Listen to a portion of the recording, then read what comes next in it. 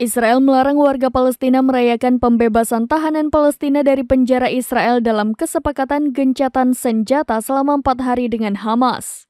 Mereka menembakkan gas air mata ketika beberapa anak membawa bendera Hamas menyebabkan mereka berlarian di dekat penjara Ofer di tepi barat. Sejumlah 39 warga Palestina dibebaskan dari penjara pada hari pertama gencatan senjata pada Jumat 24 November 2023. Keluarga tahanan Palestina di tepi barat menyambut bebasnya anggota keluarga mereka yang diiringi ribuan warga sambil membawa bendera Palestina pada Jumat malam.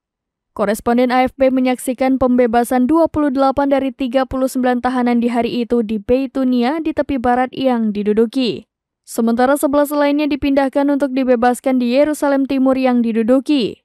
Kerumunan warga Palestina di Beitunia menyambut mereka dengan meneriakan Allahu Akbar sambil membawa bendera Palestina, bendera Hamas, bendera Fatah, dan menyalakan petasan.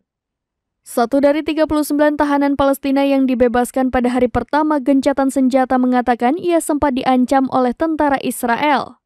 Pihak tentara Israel mengatakan bahwa hanya keluarga yang boleh menyambut dirinya atau pihaknya akan memenjarakannya lagi.